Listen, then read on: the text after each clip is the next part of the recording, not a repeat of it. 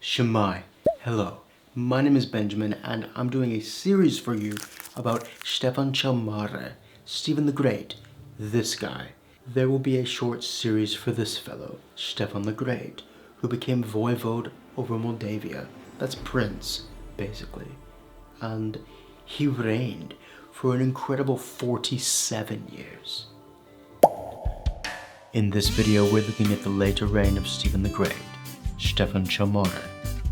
After his great victory at Vaslui in 1475, what would be this ruler's legacy?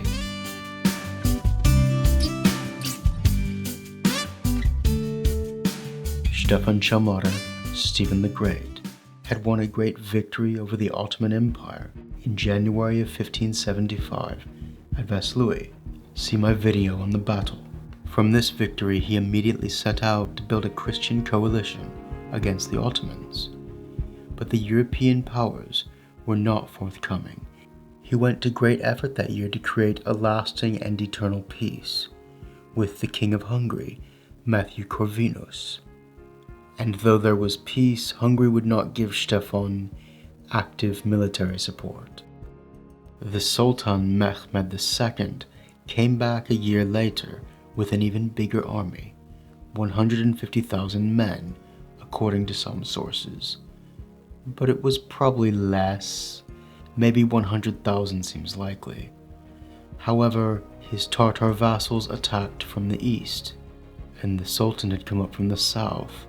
Stefan had to face attacks from two directions, and the Tatars being smaller, he dealt with first. But this had divided his army and left him with only 10 to 12,000 soldiers. At this point, I need to mention his second or third wife, and we'll get back to this battle in a moment. His wife, Maria of Mangub, had come from the ruling dynasty of the Principality of Theodoro on the Crimean Peninsula. This was the last final remnant of the Roman Empire. Following the fall of Constantinople in 1453, she was also related to the lords of Trebizond and Persian relations. Stefan the Great was building a ring of alliances around the Black Sea to combat the Ottoman Empire, and his marriage to a Byzantine princess was part of building this alliance. The Ottomans invaded the Crimea in the summer of 1475, and 300 Moldavian soldiers are recorded as being among the last defendants of the last stronghold of any polity descended from the Roman Empire, though it spoke Greek, and this is important that Moldavia was defending Crimea. And so the Sultan advanced into Moldavia in 1476, the next year. Stefan had lost a key ally, without additional troops from Hungary, as he had had in his great victory at Vaslui the year before. Stefan avoided fighting the Sultan directly, as long as he could, as he was vastly outnumbered. The Tatars invading from the east had been able to do so because Theodoro had fallen, and even though Stefan dealt swiftly with them, repelling them, it spread out his forces too wide. However, Hungary sent him troops at the last minute, which did help. But these were not many. Stefan and Mehmed met in battle on the 26th of January, 1476. The ensuing battle came to be called Valea Alba, the White Valley. Legend says for all the bones left in the valley.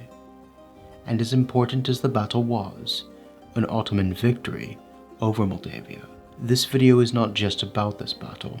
So in brief, Stefan attacked the larger army first, to lure them, the Turks, into a forest where many of them were burned alive, but he was defeated and retreated toward Poland, leaving the Ottomans to lay siege to his strongholds of Neamț and Suceava, his capital. His principality nearly fell, but plague broke out among the Ottoman army, and Stefan's partisans in the countryside kept attacking the overstretched Ottoman supply lines, so the Ottomans retreated without being able to take his capital. Their win was a Pyrrhic victory. They couldn't make any true gains off of it, as the Hungarian commander Stephen Bathory gathered an army in Transylvania, and Stefan regathered an army in the north. Together these two armies forced Mehmed to retreat, though he would be back in a few years.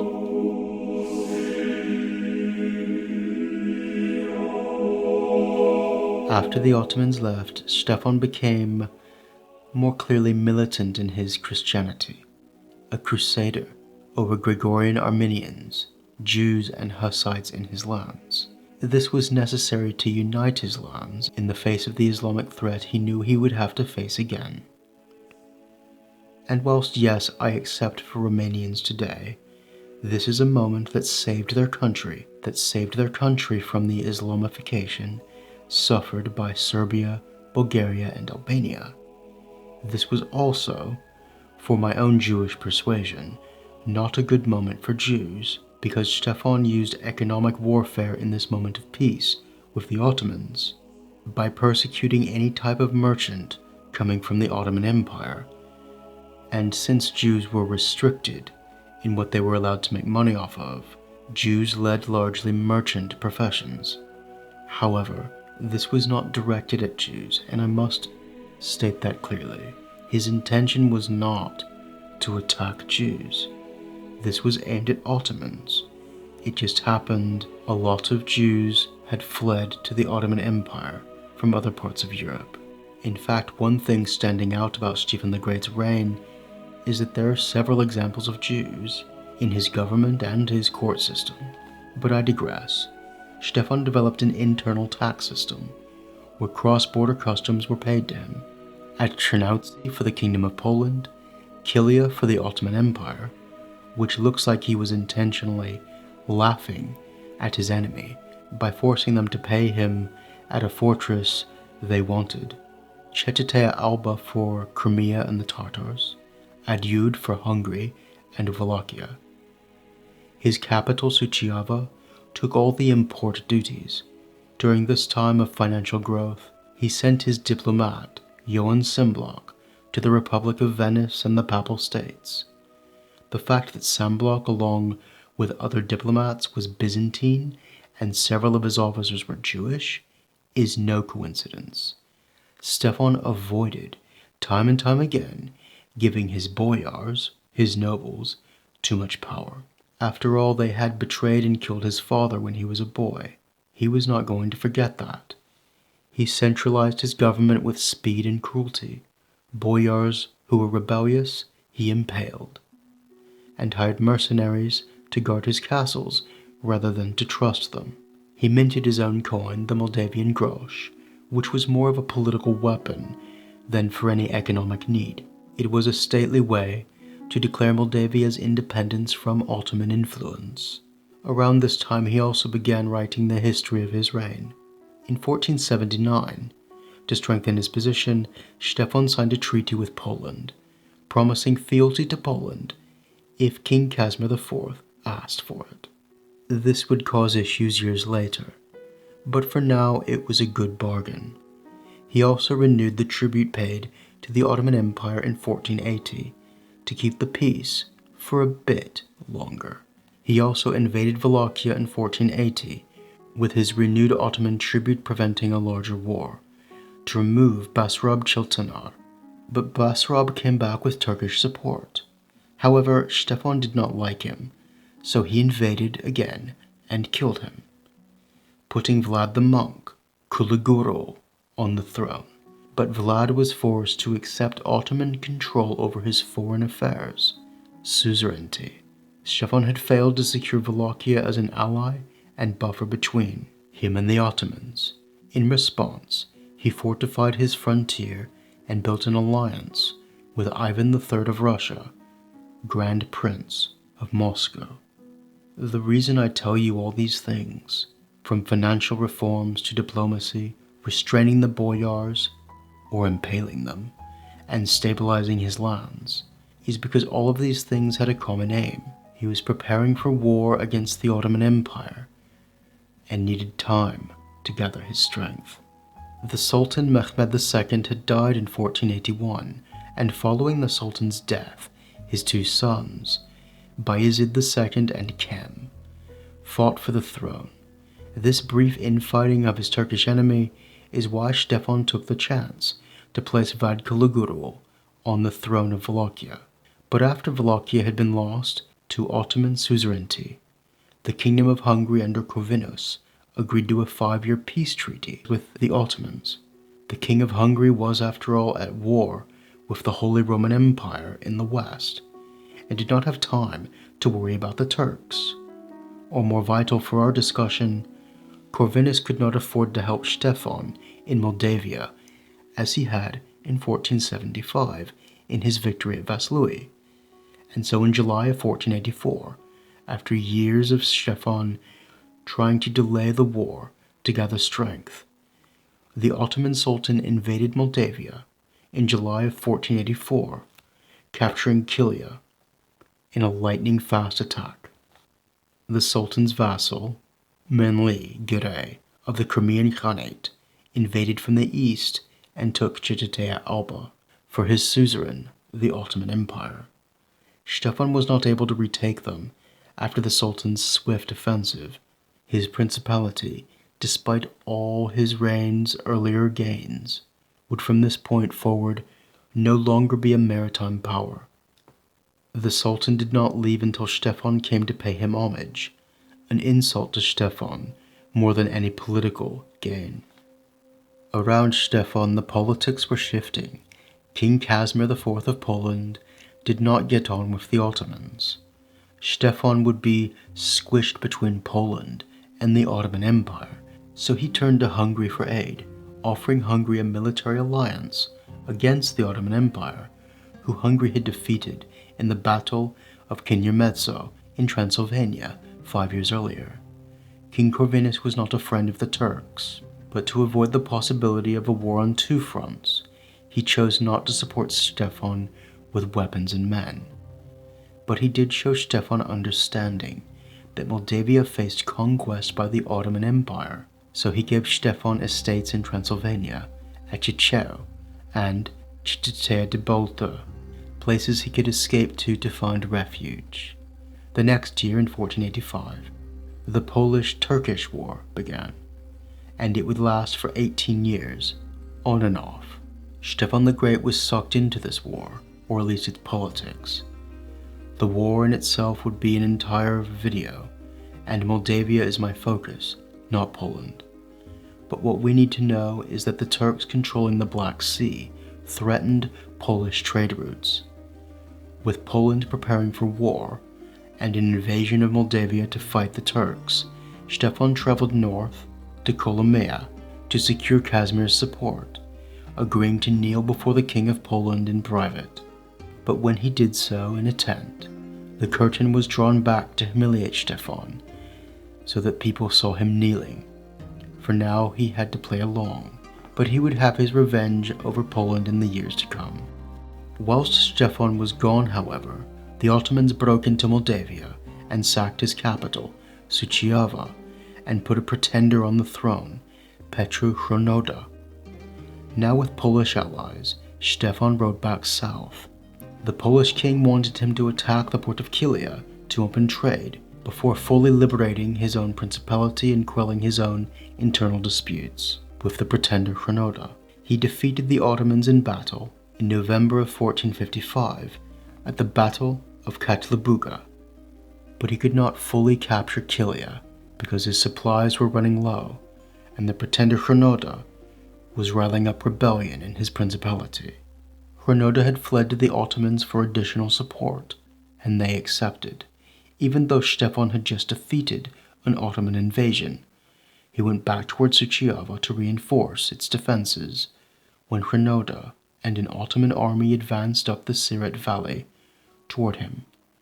It was the beginning of March 1486 now, and rather than risk a long siege after a winter in Suceava, in which he had used up his supplies, Stefan rode out from his capital with an army. He had the help of 3,000 Polish horsemen. The two armies met at Szkeja. In the first part of the battle, Stefan was defeated and fell under his horse, forced to hide among the corpses to not be found.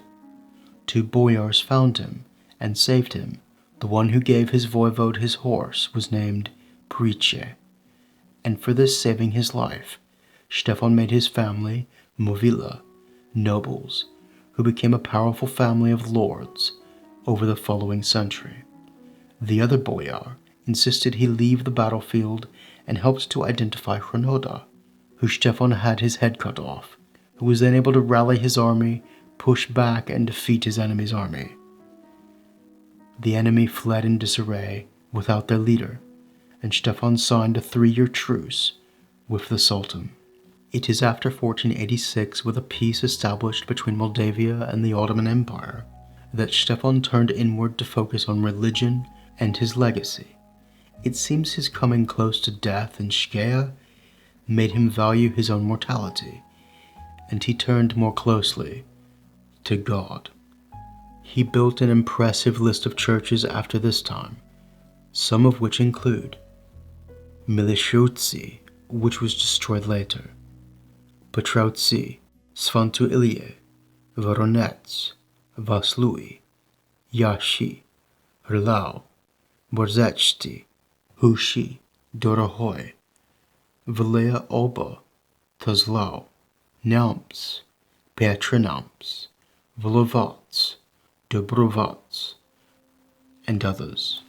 These churches fused Byzantine influence with local and Gothic styles to create an architectural school that influenced the lands beyond Stefan's lands, in Wallachia and present-day Ukraine.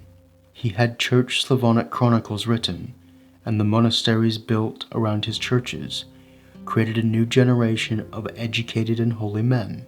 Art and painting also flourished, and made parts of Moldavia wealthy for a time in the late 15th century. However, he could not avoid Poland's war and the expanding Ottoman Empire forever. Poland made peace with Ottomans, and with Moldavia being loosely under Ottoman influence, Stefan gained lands in the Kingdom of Poland, which did not please King Casimir IV of Poland, and King Casimir acknowledged Ottoman rule over Kilia and Chitatea Alba in return, which did not please Stefan, who wanted them back. In the rising tension, Stefan refused the Polish treaty and accepted King Corvinus of Hungary as his suzerain. What could have become a war never happened. The King of Hungary, King Corvinus, died after tasting a rotten fig that may or may not have been poisoned. His death was sudden and unexpected. What this did, with regards to Stefan, was to remove his protection, as 4 different claimants for the Kingdom of Hungary's throne fought each other, including 2 of Casimir of Poland's sons, which made it very complex for Stefan. So as simple as possible, this is what happened. 4 men fought for the throne of Hungary. 2 of them, John Albert and Vladislaus, were sons of the King of Poland, so naturally Stefan did not support one of these at first, but when Vladislav won, Stefan backed him. However, his brother John Albert did not give up his claim initially. Eventually he did, but Stefan had made an enemy, and when Casimir died the next year, the man Stefan had offended, John Albert, became the King of Poland. In April 1494, John Albert met his 4 brothers in the hills of what is now Slovakia, with Stefan and other leaders, to discuss a united expedition against the Ottomans. But Stefan soon suspected ulterior motives against his Moldavian principality, and a plot to remove Stefan and then to slowly annex Moldavia into Poland. John Albert raised an army directly north of Stefan's capital, just over the border, and said he planned to attack the Ottomans to regain the castles on the Black Sea. He asked to pass through his lands, but Stefan was more experienced. Stefan did not believe him and saw this for what it was. John Albert was trying to fool Stefan into letting his army march right past his capital en route to the south. Stefan refused and prepared Suceava ahead of time for a long siege. He also raided Poland, expelling the Polish king's allies. That does not mean the Polish army was not big. It was over 60,000 at this point. In August 1497, the Polish army marched across the Dniester River, the border into Moldavia. Stefan sent his Jewish chancellor, Isaac ben Benjamin, to request John Albert leave Moldavia. Isaac was thrown into a Polish prison, and we do not hear from him again. The Polish army laid siege to Suceava. Their campaign failed, however, through poor planning. Plague broke out in the camp. Meanwhile, King Vladislaus of Hungary sent 12,000 men to help Stefan against his own brother. Rulers of the age valued honorable friends over dishonorable brothers. John Albert's Polish army retreated, but for this betrayal, Stefan wanted war.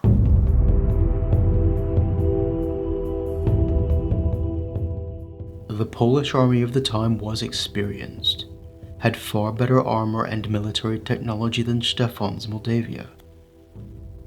The Polish army also outnumbered his, with 60,000 to Stefan's 23,000 or so, but Stefan knew his land, and the Polish army retreated up the Siret Valley. They would have to cross through Kosmin Forest, en route to the Prut River Valley, leading up into Poland. And here, Stefan laid a trap and ambushed the Polish army in the forest, using felled trees to divide the Polish army into bite-sized chunks, to gobble up one by one. He killed Polish troops all the way to the River Prut, where they crossed, disorganized and scattered. It was a spectacular victory. Stefan had defeated a superpower with far fewer men, and he had oak trees planted on the site after he cleared it as a memorial. Then Stefan invaded the Polish region of Pokutia and annexed it into Moldavia. This was October 1497. Poland did not mess with him again. In the last years of his reign, he allowed boyars to quietly take up more active roles in his principality, whilst preparing his son Bogdan to rule. He put off paying tribute to the Ottomans in 1500, but began payment again in 1503 to keep peace in his old age. The wounds from his long life of battles troubled him in his old age, and probably not a good sign, he outlived his doctor, whose treatments for his pains were not the best. The Republic of Venice sent him one of Europe's finest physicians, but it was the end, and 2 days before his death the boyars revolted to try and prevent Bogdan from taking power. The revolt was quickly crushed, and they were killed. Stefan's unrivaled reign of 47 years, a feat in a cruel age surrounded by larger powers, was over. Stefan died on the 2nd of July, 1504, and personally I would rather die in the summer as well than to die in winter. Anyway, he was buried at Putna Monastery, the most important religious site of his reign. Soon after his death, he was called the Great. The internal stability he had built would help his son's reign, but Moldavia would never have such a golden age nor such a successful ruler as an independent principality again. In 1992, 488 years after his death, he was canonized as a saint by the Romanian Orthodox Church. If you would like to help the channel, donate, buy me a coffee, contribute via Patreon. We'll see you next time. Diolch am y tro. Thank you for now.